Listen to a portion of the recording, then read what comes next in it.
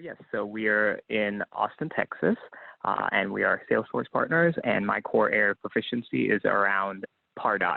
One of our core differences is that we do not just Pardot technical implementations, we also do strategy and design. So if you all have any questions about design too, email templates, anything like that, feel free to put them in the chat too. One of the main things that we like to say here is that we like to use Pardot in order to scale relationships up. So a lot of the tips that you're going to see today is going to be around personalization and scaling that personalization. So you're going to see a lot of page actions, you're going to see a lot of dynamic content, you're going to see a lot of ability to also track that revenue back to that activity.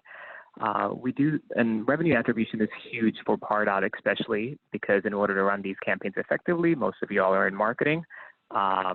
We're going to need that revenue attribution to be able to hit those numbers and run these campaigns over and over again.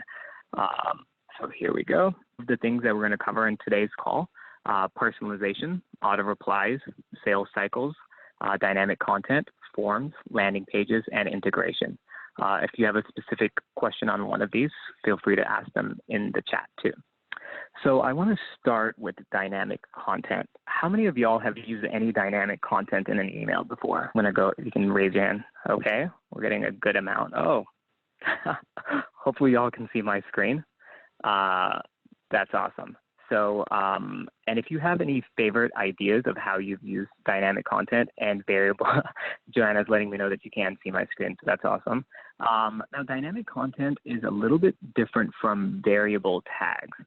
Same concept, but dynamic content allows you to do a lot more on websites and also email content.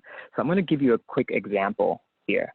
You can see here that this is their landing page, right? You can see their CTA right here that says get Spotify for free. This is the generic window that everybody sees once they come to the landing page. Now, what you want to do with dynamic content is you want to make sure that this is customized for each user that's coming to your website. If somebody has already signed up for Spotify, the free version, and they come back to your landing page, you no longer want them to see that same CTA. You can see here where it says get Spotify for free. What you want to do here is that you want to feed this back with Salesforce data. I'm guessing most of y'all have Salesforce tied into Pardot, but do any of y'all on the call actually use Salesforce data in order to feed into Pardot dynamic content? Meaning that if somebody has an open opportunity, they see a different version of your landing page or your website based on that. So I'm seeing some yes, I'm seeing some no's. That's one of the key parts of Pardot, is that integration with Salesforce. There's so many different systems out there that let you do marketing automation. One of the keys with Pardot is that you can integrate with Salesforce. So, and I see Eric saying that that we're using landing pages from Unbound, and you can use dynamic content from Salesforce with that too. So what you can do here is that let's say that you have an open opportunity for a current client. If they come to your website, you want them to see a different piece of content than someone who doesn't have an open opportunity. And you can do that pretty easily with dynamic content. What Spotify is doing here is that they're seeing that they have this generic page. If somebody has already signed up for the free trial, so hopefully you all noticed that. Do you see how the CTA changed from get free to get premium? That happened because the system, Pardot and Salesforce, talk to each other and say, okay, this user is already an identified user and they already have a free account. They no longer need to have that CTA of get free on there. What they need at this point is they need to upsell them. You can now upsell them knowing that that user has been identified. I'm getting a question from Joanna saying, do we need to build a landing page in Pardot or can we configure it with WordPress plugin? Yes, so if you do have WordPress, that's one of the benefits of WordPress. You can get the WordPress plugin for Pardot and you can use dynamic content natively. So you don't have to use landing pages in Pardot. Okay, awesome. Did anybody have any questions about how we're using dynamic content there, or any questions? Here's Eric. Dynamic content in Pardot identify if a user has filled out a Gravity form and send them to an ungated page. So you could use Gravity forms with a form handler. And then one thing I would recommend is making sure that you cookie that person. So what we always recommend is setting an auto reply to any form handler that you have so that once they open that email, they're going to get cookied or click on a link.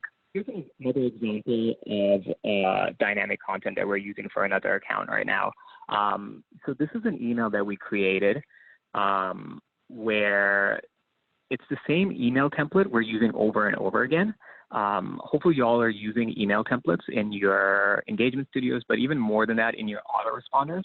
What we're doing here is you see that top section where it's that background image and even the city, that's actually being dynamically changed based on the city that that prospect is in. What we found is that the more you personalize, especially with regional personalization, hugely impacts the reply rate and the click-through rates. And if you do personalization in the subject line, you also get a little bit of a boost in the open rates.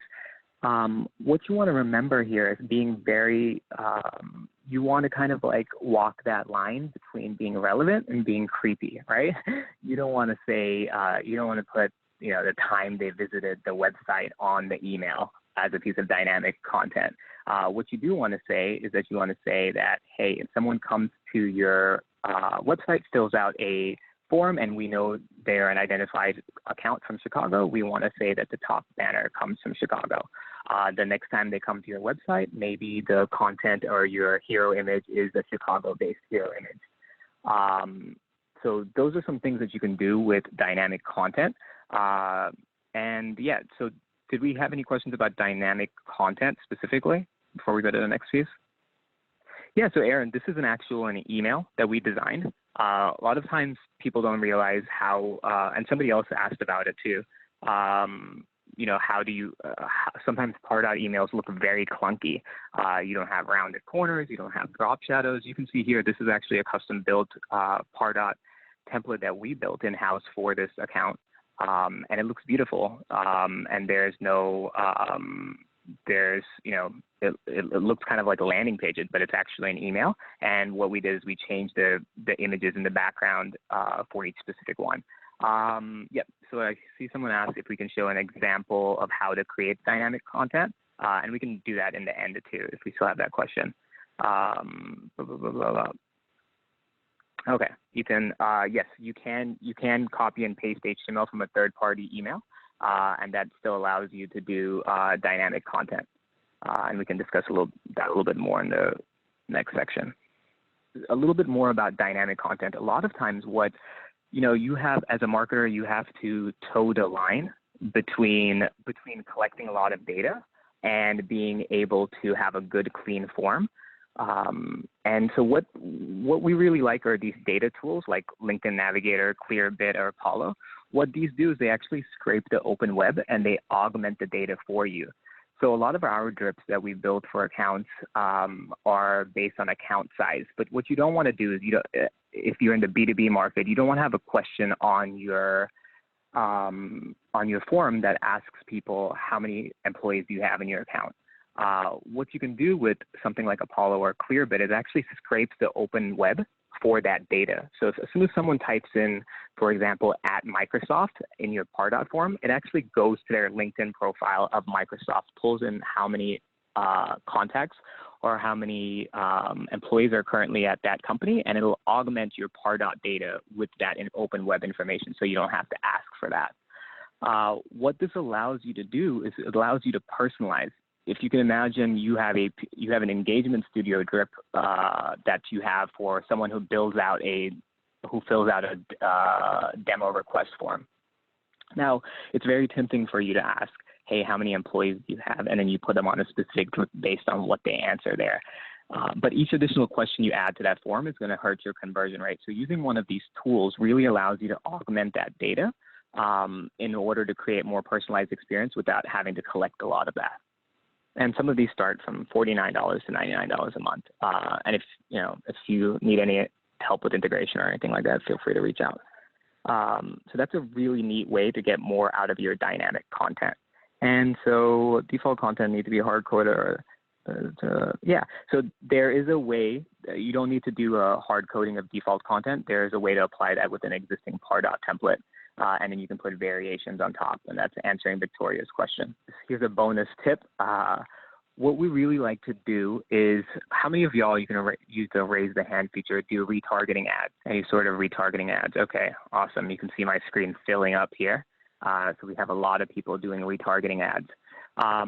Something that's and so retargeting ads, for anyone on the call who hasn't used retargeting ads, are those little ads that follow you around. Now, we find them super effective because they're really you can create this echo chamber effect, meaning that someone comes to your website, they fill out a form, they see a landing page, now they see the ads to match. One thing we really like to do is make sure that the dynamic content, so if somebody filled out a form, you got their Chicago, you know that they're from Chicago, they get that Chicago landing page, they get that Chicago email auto reply, and now they should start seeing Chicago ads, right? Keep that brand consistency all the way across, especially with any sort of personalization you're doing. Hopefully, most of you all have integrated your landing page, your redirect with your retargeting. You'll see huge uplifts in your conversion rates and your ROI once you start doing that. People like that consistent messaging, people like that consistent branding all the way across.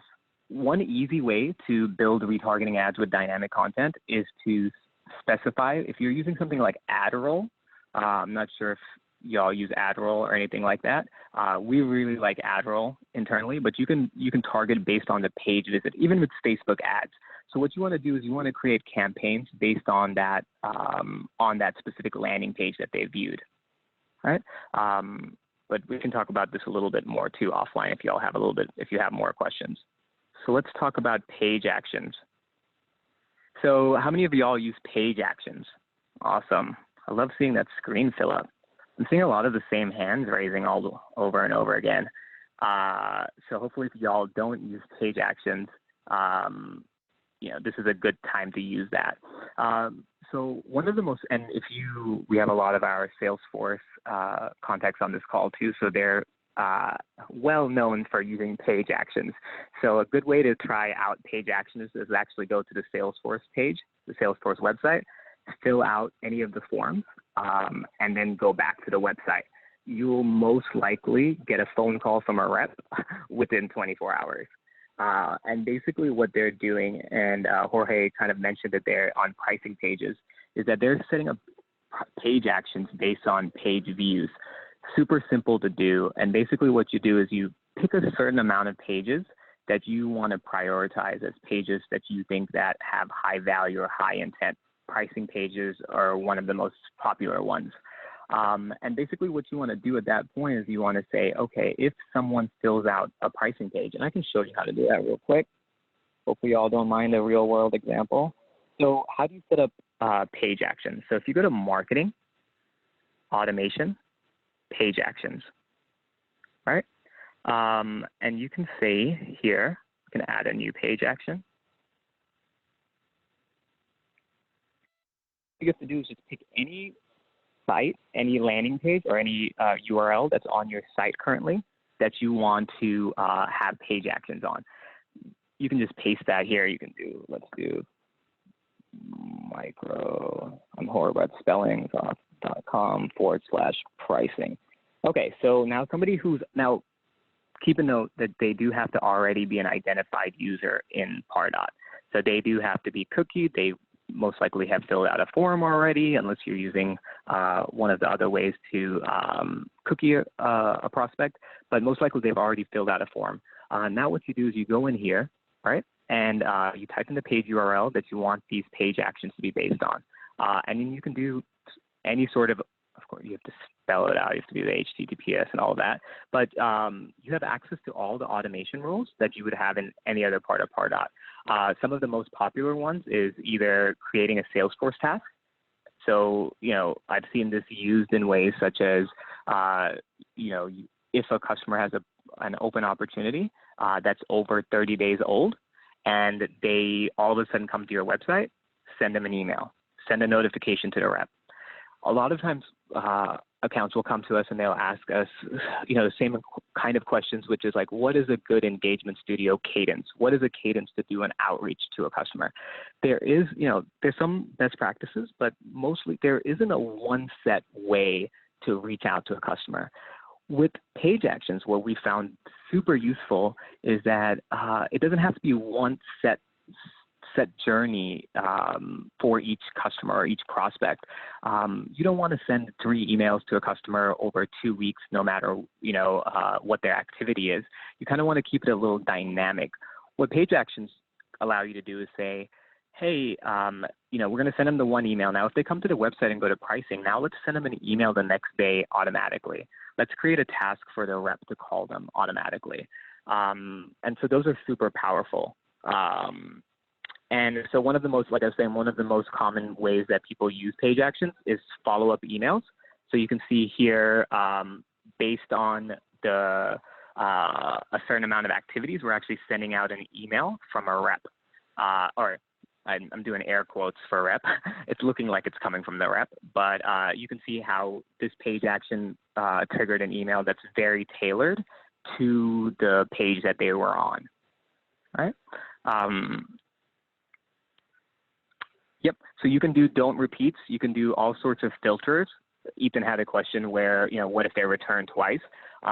You can do don't repeats. You can set up you can set up all sorts of filters in order to get that done. Yeah, and we always like to reverse engineer from the strategy. So think about like what your best case user journey is, and then you can always figure out ways to do that. But there. Yes, there will be a recording. Thank you, Joanna. Awesome. So what is the difference between a page action and a completion action on the form? Okay, that is a great question. So completion action happens when they fill out a form, right? So they come, they fill out a form, and you have access to that same level of options, automation options. Now, what if that person completes the form but comes back to your website a month later? They're not filling out a form, but you want to be able to trigger that just-in-time messaging, right? That's what you use page actions for. That's when page actions takes it to the next level, and it's going to be that level of relevancy where you're like, wow, I was just thinking about this, or I was just responding to this. So a lot of my background is I have a good background in sales too, and I know in sales a lot of customers hate hearing from sales reps over and over again. And a lot of sales reps are like, well, I'm just going to call every 3 days till they either hang up on me or they opt out. Don't raise your hand if you have that in your current company. What page actions let you do is kind of be a little bit more strategic about it. Don't send an email or reach out to them till they're ready to call you, right? So that's the difference between page actions and completion actions. Does that clear that up a little bit? Other thing to use page actions. Do y'all do any sort of, does anybody on the call use any sort of calendaring app to book time? Go ahead and raise your hand if you do. Awesome. Calendly. I'm seeing Calendly. I'm seeing Zoom. I'm seeing Airtable. Yeah, I was asking if anybody on the call uses Calendly. Calendly, Drift, perfect. I'm seeing all sorts of stuff for bookings. Exactly. Exactly. So basically, you see this on my screen right now. You see how it says schedule a call with me. Now, we use Calendly a lot of times for accounts because it's free. But what you can do with Calendly is that you can say, let's go here to an account. How many of y'all use dynamic signatures for their reps? Awesome. So what you can see that we're doing here, let me show you what we're doing. So you see how here it says schedule a call with me, right? But this is actually coming from the assigned user, right? And what we're doing here, and this is really, I've actually not seen a lot of people do this, but you can see right here, we're actually using the user URL as a piece of dynamic content, right? And I see some people asking for dynamic signatures, and I'll mention that here in a second. But as far as these Calendly links, or the calendar links, what we're doing here is we're saying this URL right here is going to be different based on who's the assigned user.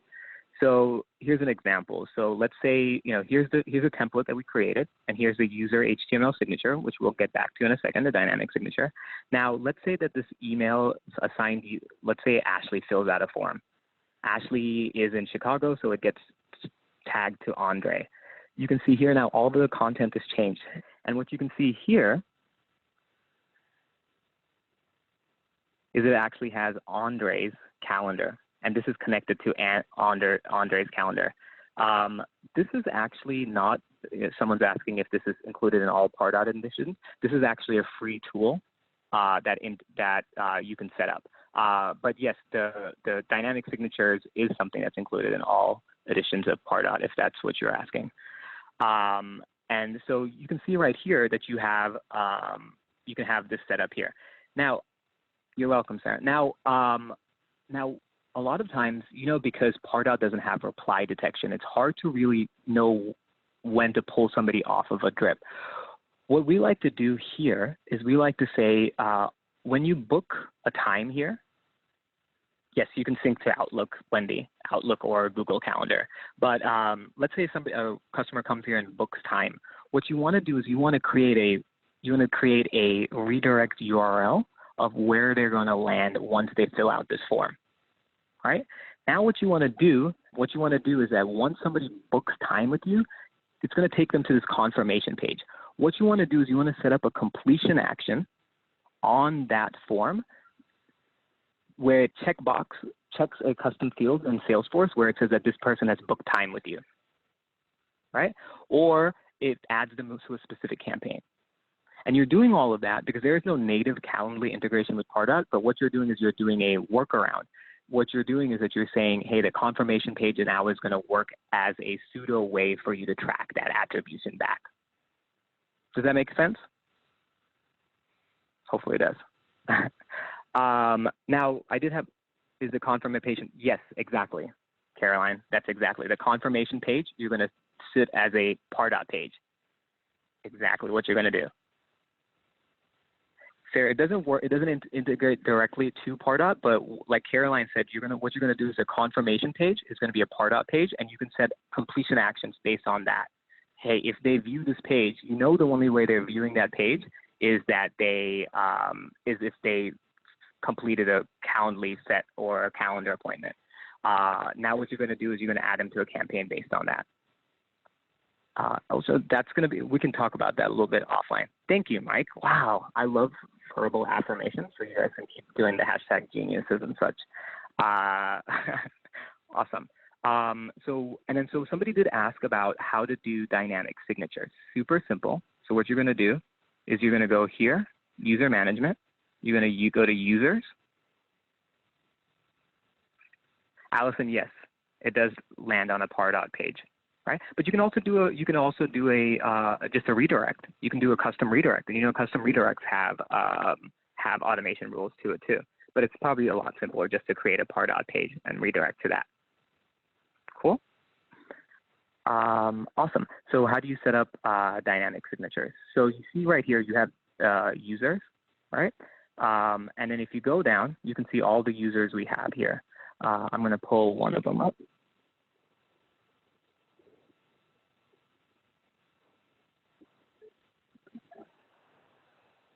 And you can see here, this is where we put the Calendly link for each user, the user URL. And here is where we set up the dynamic signature. So we actually coded this for the account. We did all 50 of them for them, and we made it look exactly like their signatures that they're doing now. Right? And then now all you have to do is when you're creating an email. Let's go back to this email. You can just put the variable tag %% user HTML signature, and that's just a standard variable tag that comes out of the box.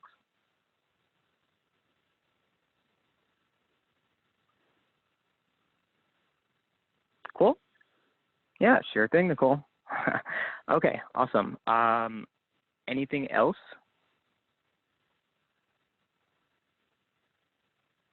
Does the signature always pull from Pardot and not Salesforce? Yes, user is assigned user. We'll talk about a little bit of these nuances offline if y'all want. Okay, awesome. So let's go back. That's a good question. Let me show you how that looks real quick. And so Todd was asking, what does the schedule a call with me HTML look like? And Todd, all we're doing, and so in URLs, right, people don't realize that there's no way for you to put a dynamic piece of content here, but you can literally just copy and paste any piece of dynamic content and you can put it in there. Does that make sense? So basically what it's doing here is it's just saying this user URL is going to be put as the hyperlink there. Awesome. Leanne, you can. They do have to be a Pardot user, all right? So they don't have to be a Salesforce user, but they do have to be a Pardot user. Yes, Victoria, we'll talk. I love that. We'll talk about it offline, Victoria. And save some of your questions. I'll send you an email after this call if you all want to chat about some more of these. We definitely can. Okay, awesome. So I want to get into scoring categories. So once again, how many of y'all use scoring categories, have heard of scoring categories? Awesome. Perfect, perfect, perfect. So scoring categories and dynamic content are both in the mid-tier of the Salesforce, of the Pardot package. So that is something that you need to have in order to do these. And Mo is asking if I can repeat questions before I answer them. Yes, I can, Mo. So scoring categories is a mid-tier. And basically what scoring categories allow you to do is that scoring sometimes, or a lot of times, can be arbitrary, right? Meaning that, okay, so you have 20 points. What does that mean to a sales rep? Being a sales rep in my past lifetime, I know that having information is super important, but having arbitrary scores, which helps because it directionally tells me how interested they are. But here's a different account right here, which is a clinic. But basically what we're doing here is that we not only just have scoring, but we have scoring categories. So basically what we're doing is we're setting up page actions. So we're kind of analyzing what pages they're visiting more often, what content they're reading more often, and then we're giving points specific for those scoring categories. Now what we do is that we actually created a custom field in Salesforce. So when a rep opens up that Salesforce prospect or that opportunity, what you get is that you get, hey, these are the 5 most popular things that they're looking at. Does that make sense? Like, and it could be all sorts of things. If you have a single kind of product and you have multiple features, what you want to do is you want to surface up all those feature scoring categories up to your sales rep. So now your sales rep feels more prepared on what specific features they should address on that first call. Yes, exactly. Yes. So John, we don't want to have salespeople barely use Salesforce, so we don't need them in Pardot messing around too. But yes, so you definitely can surface up the scoring category points up into Salesforce. And what you want to do is you want to create a custom field in Salesforce, and you want to push that information up. Cheryl, this is actually a real example of this, or do you mean, Cheryl's asking, sorry, Mo, I'm trying to respond. I'm trying to repeat the question, but Cheryl's asking if you can show a picture of this. So this is actually a live example of, or an actual example of it. Okay, so you see here, we have this, you have your regular scoring rules, but we also have scoring categories, right? Now, if you go here, we go to page actions. There's a whole bunch of ways you can do page actions. There's a whole bunch of ways you can associate a piece of content to a specific scoring category, which will be an offline discussion. But one way you could do it is like right here.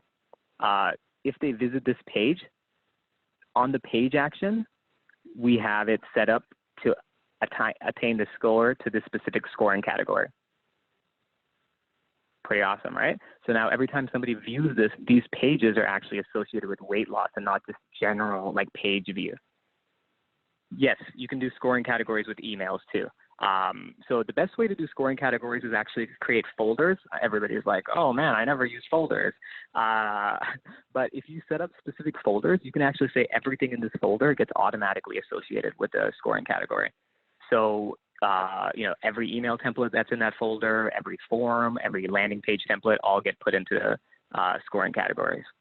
Cool. Yes, you can go back and you can change your scoring categories later, Jessica, if that's what you're asking there. Jessica was asking if you can go back and add scoring categories or amend scoring categories later on, and you can. Okay, so who here has connected campaigns set up? in Pardot? Awesome. We're getting a good amount of traction on the connected campaigns.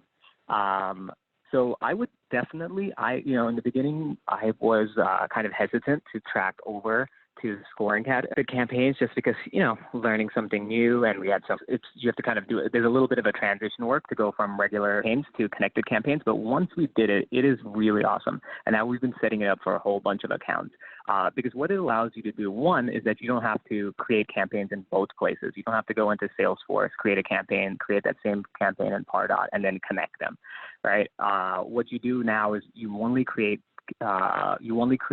the campaigns in Salesforce, and they're automatically created in Pardot. What that allows you to do, sometimes reporting can be super tough in Pardot, right? What you can do once you have that set up is that you see all of this information, open rate, click-through rate, emails delivered, form submission rate. All of this is actually in Salesforce now. And you can actually push that up directly to the Salesforce campaign with little to no work. Right? You could always do this previously, but with connected campaigns, it makes it super simple to do it. Right? It's almost out of the box. Right? So we definitely recommend setting up connected campaigns in Pardot if you haven't already. Virginia is asking, is there any drawback to connected campaigns? Right? And if y'all, I will send you all a link to how to do connected campaigns if you shoot me an email after this call. It's super simple. Right? Maybe it will only take you 10, 15 minutes.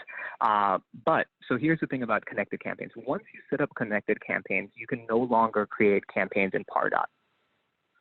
So you have to think about how your workflow is currently, right? Like if you're used to creating all these campaigns in Pardot, and then some of them make it to Salesforce, then you most likely don't want to get into you don't want to go into connected campaigns. Now, if I always recommend, if you're going to create a campaign in Pardot, that campaign needs to be in Salesforce anyway, because you want that revenue attribution, right? And so we love connected campaigns, but if you do have a workflow that and every Pardot instance is a little bit different, but if you don't have it set up already, and if you don't need to create Pardot campaigns that are by themselves, then I would definitely do connected campaigns. And it gives you awesome data that you can start showing to your leadership team too. Allison is asking, is connected campaigns different than Salesforce campaigns? No. So basically what connected campaigns do is that if you create a campaign in Salesforce, it automatically gets created in Pardot. You no longer have to create two campaigns, one in Pardot and one in Salesforce, and it automatically makes that connection. Caroline, really good question. I think that's a little bit deeper question that we have to discuss. There is a little bit of a transition there. What I'm going to do, Allison is asking if there's a good tutorial. There is a really good tutorial. There's a good walkthrough document that Salesforce has put together on how to turn those on. There are some dashboards that are also built out automatically. But I will send you all that if you want to shoot me an email. And if you need any help setting it up, you can always shoot me an email and we can jump on and we can walk you through it real quick too. Mo's asking, so you'd recommend that we use Salesforce campaigns, not Pardot, move over to connected. I really like that. Mo, I would really need to see like what your workflow looks like. But in the end of the day, I do think more and more people, and right now it's an option, they might, no forward-looking statements, but they might in the future make it like the default where, you create Salesforce campaigns and they're automatically created in Pardot. Sarah, there are some dashboards already built out, and it's not technically dashboards, but kind of like what I just showed you right here, where it's pulling this data through. But if you're using Salesforce Lightning, it looks really nice. So Chris is asking, when the Salesforce campaign is created, is the completion action in Pardot just add to campaign perform? You could do that. We're at the last 15 minutes here. So I'm going to open it to Q&A. It doesn't have to be anything that we've talked about so far. Sarah is asking if you can create reports, open rates by assigned rep. You can definitely do that. So all you would do is in Salesforce, you would create a custom report based on assigned user. So Dan is asking, how is revenue attributed to Pardot campaigns out of the box? So that's a really good question. So it's all going to go through Salesforce campaigns. That's the number one way that I would recommend you do revenue attribution. You set up a campaign in Salesforce, and you make sure that all of your members in Pardot for that specific campaign get added to Salesforce. And Salesforce campaigns out of the box give you some great revenue attribution. You can see here where it's giving you the value of opportunities, value won in opportunities, et cetera, et cetera. Michelle's asking, what's the best option for emails that use dynamic content to see the results for each version of the dynamic content? That's a really good question, Michelle. There's a couple of ways that you can do that. One, you could create a campaign for the different versions. Or what you can do is you could probably, if you know whatever parameter you're using for the dynamic content, I would create a Salesforce report based on that specific parameter. Allison is asking on HTML signatures if pictures are more prone to spam filters. Yeah, whenever you add any sort of imagery, you're going to get, you're going to be, it might affect some of your deliverability, right? But as marketers, you're going to have to do some sort of combination of plain text emails and image-based emails. So we think that sometimes it adds to it, but it's just something you have to A/B test. I would definitely recommend testing and seeing if images help you or hurt you in your specific industry. We do a lot of financial industries where spam filters are super strict, and having images isn't worth it. And we have some industries where images really help. Right. Chris is asking, what if there is no assigned rep for the email follow-up from page action? You always have a backup. So you have a backup of what happens when that doesn't happen. So you can either set up a general inbox that all of those come from, or you could set up a user that gets all of those ones when there's nothing assigned to it. I do see a lot of good questions coming up. And if anybody on this call today wants to set up a call afterwards, feel free. I'm going to shoot everybody an email after this. And if you have any questions that you want to get answered on a one-to-one, feel free to reach out to me. So if you like what we did today and you want to do one-on-one trainings, we do have a package where we actually do one-on-one training with you once a month, right? So we have this plan where once a month, me and you would meet, and we would go over any questions that you have, best practices from some of the other accounts that we meet, and all of that. So it's going to be a screen share, kind of like this, but it'll be on a one-on-one setting. It's going to be 45 minutes a month, and we'll have a 12-month Pardot calendar where we'll have certain topics that we cover every month, and I'll come to you with best practices, all of that. It's $249 a month, so I would love to work with y'all on a regular basis. Some of you more than others. I'm kidding, all of you. And if that's something that you're into, I'll send you a link. So it's $249 a month, and we'll be doing these sessions, but just me and you once a month. So Sarah is very excited to get a link sent. So I would love to do that. Yes, so Sarah's asking if we do the training, can other people join in on those monthly one-on-ones? Yes, you can have as many people from your office on there.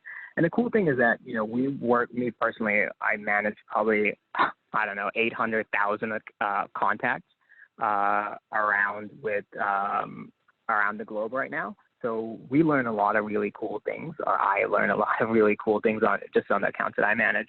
And sometimes it's neat to kind of like bring that and show people that on a monthly basis. Hey, Spotify just tried this on this global account set. Is that something that you might want to try out, and then go through those on a monthly basis?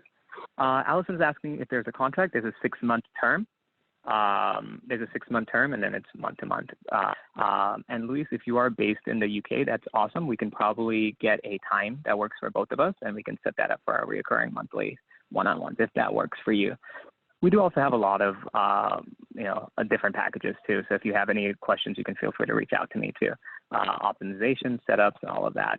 But generally, I personally just like to have conversations about Pardot. So if you want to do that, feel free to reach out.